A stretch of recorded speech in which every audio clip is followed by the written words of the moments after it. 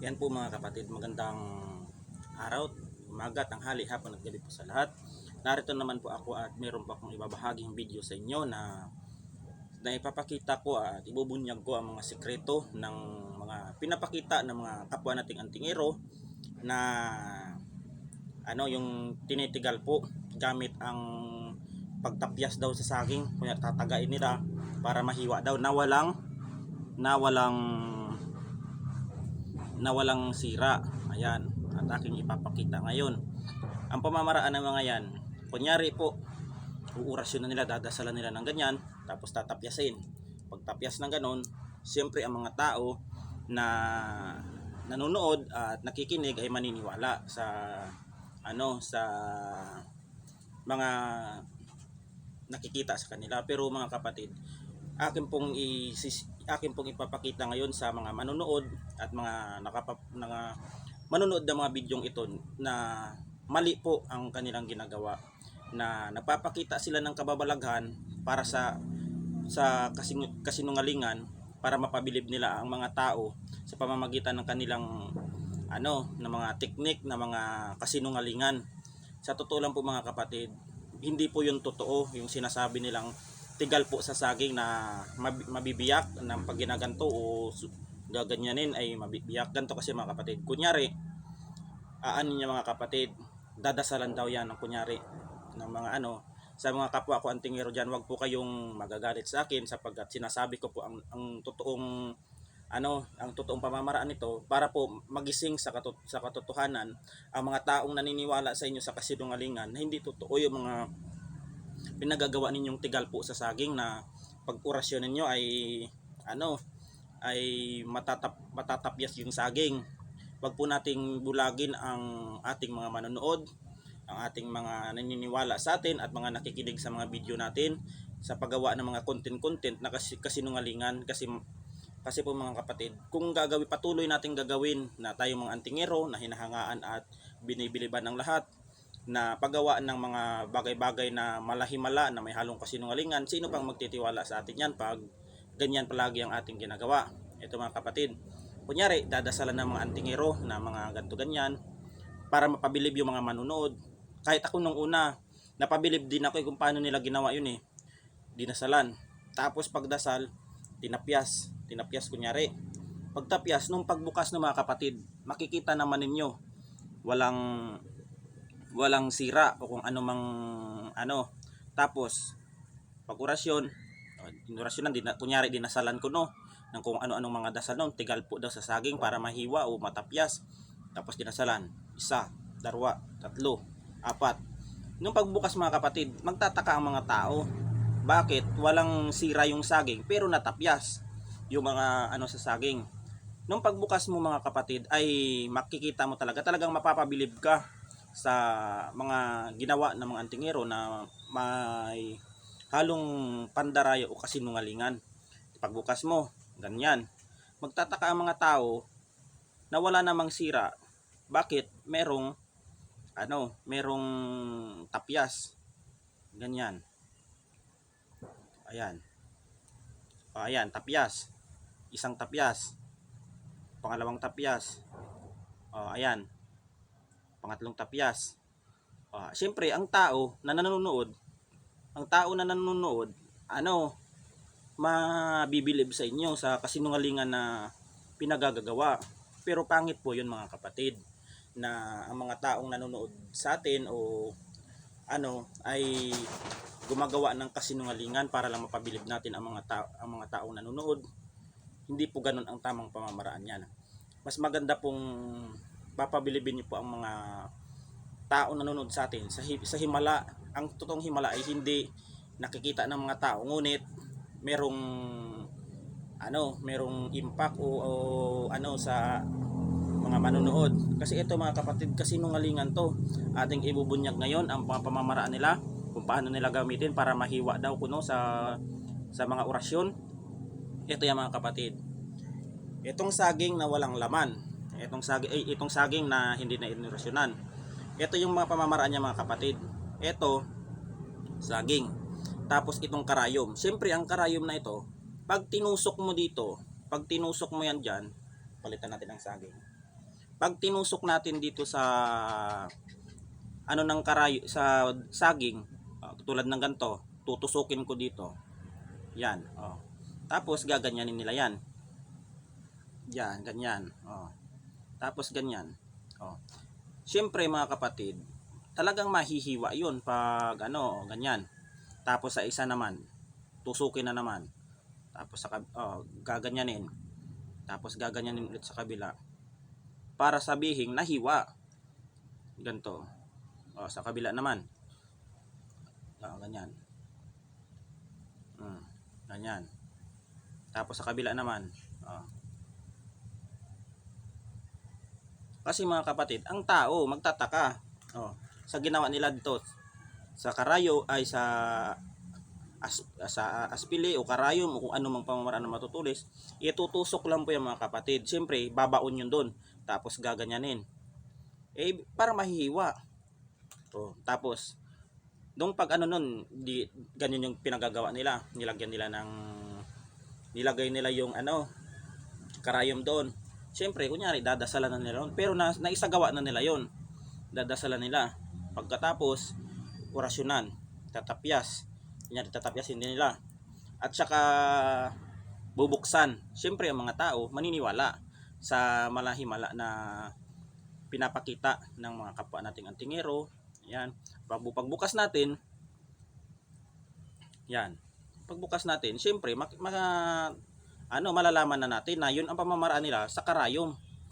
Sa karayom na tinusok nila para mahati yung ano ng saging, para yun ang sinasabi nilang natigal po doon nila sa pamamagitan ng kanilang orasyon. Ayan mga kapatid, ayan, sira. Ayan, sira. Ayan, tatapyas daw. Pero yan mga kapatid, ayan yung pamamaraan nila para sabihin na napagana ang orasyon ng ano ng tigal po sa saging. Pero sa totoo mga kapatid, hindi po 'yun orasyon ang ano. Tinusok lang po nila ng saging, tinusok lang po nila yung ano mga kapatid, nagkamali ako. Tinusok lang po nila yung karayom sa saging at saka ginalaw-galaw yung ano para kunyari at mahiwa yung ano doon para sabihing nahiwa yung ano, at saka yung paggawa nila ng ano, hindi nila ipapakita yun kasi yun ang ano yung pamamaraan nila para mapabilib nila yung mga taong nanonood at yung mga taong gustong bumilib sa kanila. Pero pangit po yung mga kapatid na nagpapakita tayo ng malahimala na mga bagay na mga ganto. Kahit ako nung una, nung hindi ko alam, ay napapabilib din ako kung paano nila ginawa yun. Ngunit nung nalaman ko yung mga pamamaraan na ayun pala na sa pamamagitan ng karayom ay nahahati pala nito, siyempre hindi makikita yung mga kapatid kasi sarado yun eh. Kahit ako nagtataka ako eh, pero nung sinubukan ko yung ano na yun, yung pamamaraan na ginawa ko, talagang hindi po totoo yung tigal po sa saging. Yan po ang mga payo ko lang sa mga kapwa nating mga antingero. Huwag po kayong magagalit sa akin sapagkat sinabi ko po yung mga totoong mga pinagagawa ninyo na hindi naman dapat tama na ano na gawin ninyo yung mga pamamaraan na yun, yung mga kasinungalingan para mapaniwala ninyo ang tao. Kaya sino pang mga taong maniniwala sa atin o ang mga taong tutularan tayo pag kung ang ginagawa natin sa ating kapwa o manonood ay ano kasinungalingan na mga ginagawa, siyempre mawawala na ng gana yung ano yung mga manonood sa atin. Ang ipakita natin sa kanila yung the best na totoong walang halong pandaraya o panlilin lang para mapahanga lang yung mga yan. Pangit yung mga kapatid. Ang advice ko lang sa inyo, huwag kayong magagalit sa akin. Gawin natin ang tama. At ang totoong malahimala mga kapatid ay hindi nakikita ngunit nararamdaman. Ayan mga kapatid, hindi natin nakikita yung mga malahimala. Depende po yun sa pananampalataya natin at pananalig sa ating mga sinasamba na mga Diyos natin. Ayan. Pero kung magko-content tayo na may halong panluloko para mapaniwala natin ang tao, mali yun. Sino pang magtitiwala sa atin kung ganyan yung gagawin natin sa ano para mapaniwala lang. Siyempre ang mga tao ano mawawalan ng tiwala sa atin. Kasi alam na yung ano yung mga mga ginagawa na panluloko sa kapwa eh. Yung sinabi ko lang naman mga kapatid sa inyo dahil mga kapatid, marami po kasing nag-PPM sa akin na paano daw po na hihiwa yung sa saging na ganito na hindi naman daw bukas, hindi naman daw tinapyas, ngunit nahahati sa pamamagitan ng orasyon. Ito at aking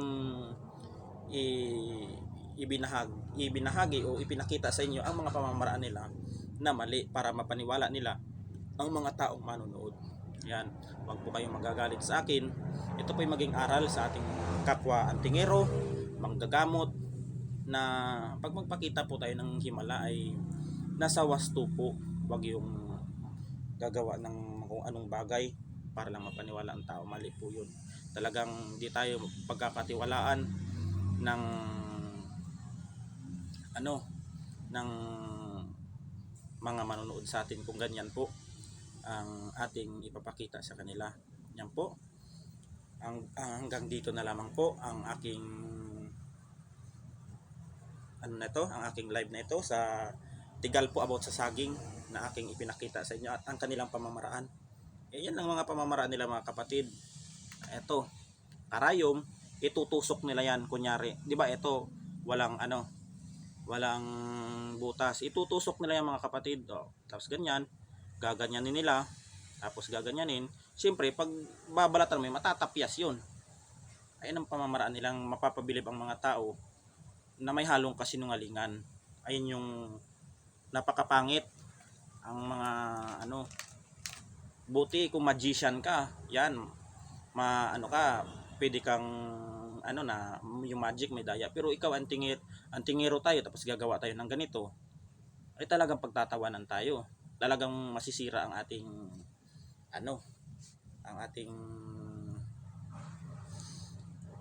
sa tao. Ang mga manonood ay talagang hindi na maniniwala kasi hinahaluan ng pandaraya eh. Ayan lang ang advice ko sa ating mga sa mga kapwa antingero ko na nakakaalam nito mga kapatid. Nakakaalam nitong kunyari sa tigal po. Huwag po kayong magalit sa akin mga kapatid sapagkat sinabi ko lang po yung mga katotohanan dahil marami pong mga taong nag-PPM sa akin kung ako isang antingero na kung paano daw ang pamamaraan niyan. At ako'y siyempre hindi naman ako kahit di ko alam, isinaliksik ko, nagtanong-tanong ako dun sa mga nakakaalam niyang kung anong pamamaraan yan sa mga kapwa kong antingero. Ayan, ang sinabi sa akin ng ermitanyo na matanda nung nag-chat kami na yun daw ang pamamaraan ng mga yan. Kasi alam daw nila yung mga pero hindi yun nagpapasikat ng kung ano-ano. Akin lang naman, gusto kong mabigyan ng kasagutan ang mga manonood, ang taong naniniwala sa akin at ang mga nanonood at nakikinig na aking mga video. Ayun po, maraming pong salamat sa inyo sa mga tiwala, sa mga nananalig sa akin, sa mga kumukuha na aking mga pangontra, sa aking mga nagpapagawa sa akin. Ayan, maraming salamat po sa mga nanonood sa aking mga video, sa mga kaibigan kong mga manggagamot, ermitanyo, at babaylan, at mga mangyan dyan sa Mindoro. Ayan, mga katutubong mangyan, at sa lahat ng mga nag-aaral ng lihim ng karunungan sa Luzon, Visayas at Mindanao na nag-PPM o nagkukontak sa akin o may kunting katanungan, ako po ay nagpapasalamat sa inyo. Yan, naway panatilihin lang po ninyo ang panonood sa aking mga video dahil marami pa po akong mga ibabahagi o sa inyong mga katanungan na tinatanong sa akin ng mga taong gusto malaman ang kasagutan, ay i-vlog po natin yan para mabigyan natin ng kasagutan. Ayan, hanggang dito na lamang po at God bless. Mag-ingat po tayo palagi at panatilihin natin maging maayos ang ating sarili, malayo sa sakit at karamdaman, at mag-ingat po tayo sa araw-araw, naway panatilihin natin ang pamumuhay na maayos, payapa at katahimikan. Ayan, hanggang dito na lamang po at God bless.